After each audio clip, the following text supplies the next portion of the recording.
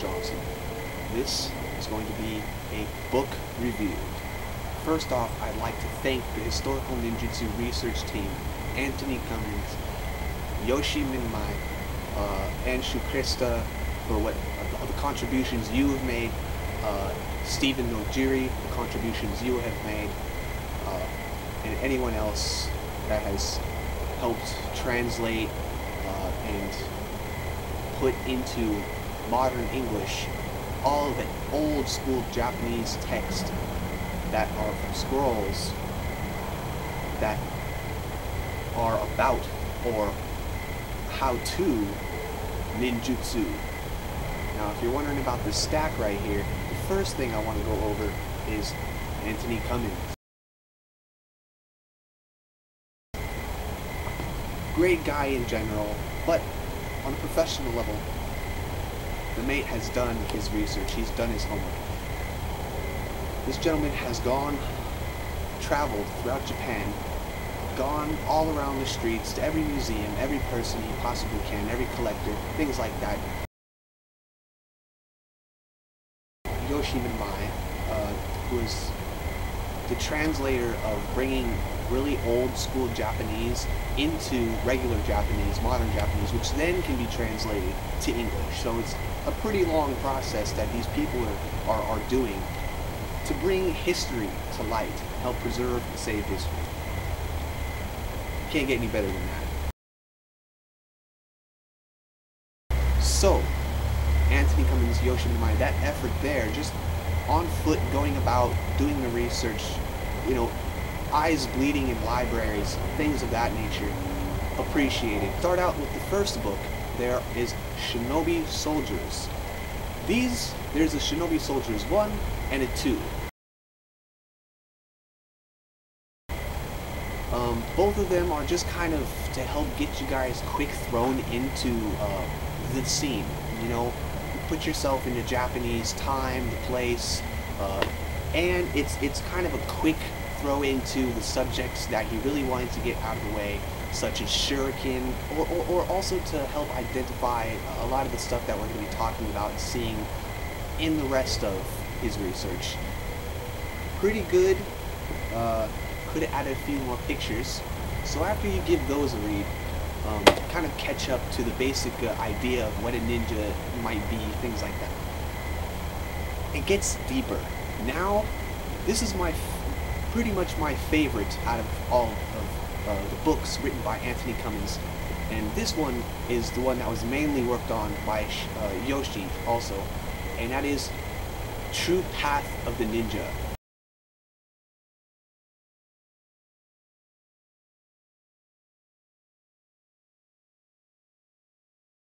Also, basically, know it as this. It's a perfect English version translation of the Shonin-ki.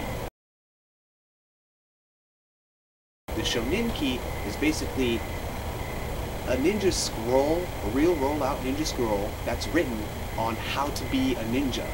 It's a how-to manual on how to be a ninja for ninjas, shinobi.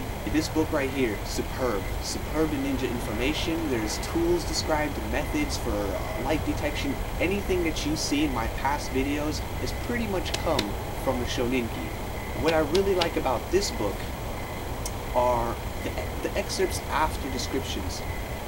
They'll give information, the scrolled information, the translated text itself, written in best plain, understandable English. Underneath that, there will be more descriptive, even more insight, even more history tidbits, and or comparisons, details on other pieces of information from other scrolls that compare to that same information. Things like that he adds after the main information given from the scrolls. He fills in a little bit more so that we even get a better understanding. That is another good part on what Anthony did with this book. I really appreciated that. We have subjects like appropriate times to creep in, okay? We have lessons from four-legged animals, how a ninja would have taken and compared, you know, movements or ideas and concepts from animals around them. 3-man shinobi teams, how to work in teams as spies, equipment, outfits, gear of the shinobi.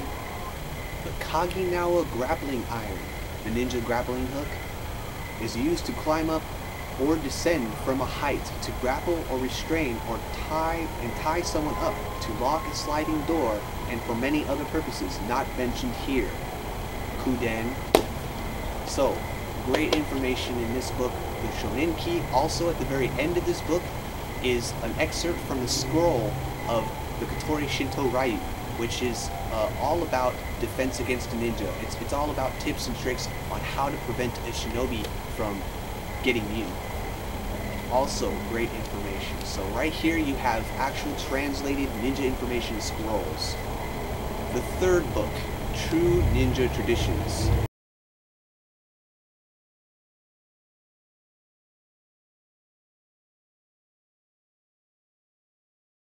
A little bit thinner, but for being a thin book, this has loads of information in it upon for that shinobi slash ninja would go by. First off, there's a lot of stuff taken. It's not even all of the Ninpiden, but it's pretty much all the awesome stuff from the Ninpiden.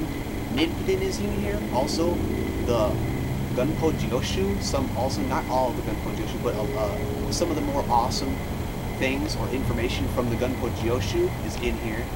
Also, my favorite part about this book is the 100 Ninja Poems. A full translation of the 100 Ninja Poems is in here. It's basically, again, 100 like little lines or phrases that are basically tips or insight to how a shinobi would take on his mission. Number 21, the 21st out of all the 100 ninja poems, says, no matter how many tools you carry as a shinobi, you should remember, above all things, you should always have your food on your waist. After every main piece of information from the scroll, he also put in a different type of text his own thoughts, opinions, how to making the connections of other pieces of information, things like that. It goes on, right underneath that, the use of the word shinobi here is most probably used as a verb, means to steal in or to covert activities. It's known as a ninja, would carry high energy food parcels, but this poem gives a modern audience a look at how the ninja carried his equipment. We can guess from this that shinobi would carry equipment normally on his belt, just like a utility belt or something, modernly. So, I like little tidbits like that because we can get an idea of what's going on. Of course, always have your food on your waist. We can, okay, I'll always keep a rice ball on my waist. No, we have to remember, a shinobi would also have carried a few other things on him. How would he fit all these things on him? We know now he would have put a few things on his waist. Great information, good read. If you want to add your collection of information of ninja stuff, the 100 Ninja Poems, superb. And finally, for the peak of the performance, the climax, In Search of the Ninja. The most, Anthony Cummins' most recent book that is the best so far. There's a few things in this book about the Shoninki that aren't even in his original print of the Shoninki. More deeper into the who, what, when, where, and why of how the shinobi came about.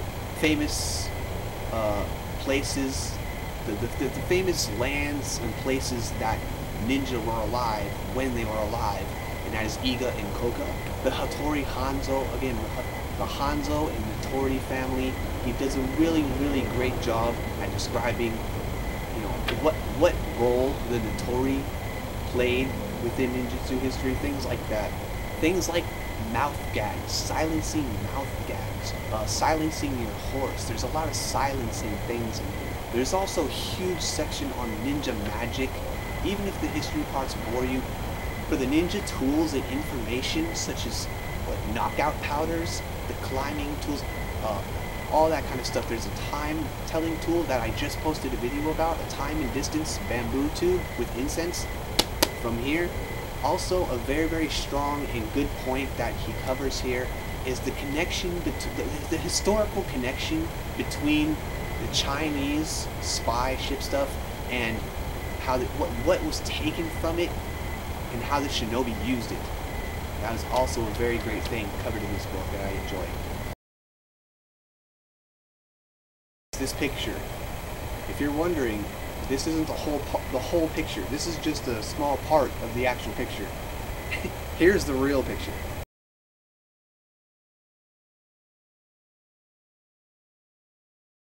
Seriously, get your minds out of the gutter.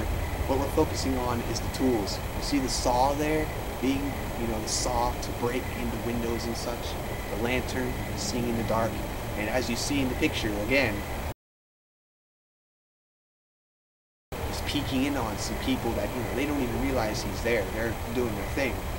But that's why I really liked the picture that he used. Of course, you couldn't use the whole picture, but that's why it's superb that this is on the most up-to-date ninja research. For all you ninja geeks out there who really enjoy the stealthy, shadowy warrior and want to know more about the ways of how they did things, how you can take some of these skills that were done in the past, apply them today, things like that, it only can be done when you go and you start doing some research. So, go catch up, get the shinobi soldiers, get introduced, read the Shoninki, the Tori Shinto Ryu, get into the 100 ninja poems, and some of the Ninpiden, and some of the Gunpo Jyoshu, okay? And then you can finally catch up to the most up-to-date research on scrolls like on ninjutsu scrolls like the Rodanshu, okay? Or the 16 tools of Iga, okay? In Search of the Ninja, guys. Check it all out. Through all of these, the part that I mostly appreciate of everything, and if you pay attention to my channel, stay tuned, because even more is good. More of history is going to be brought back out of the shadows. It's going to be brought to life.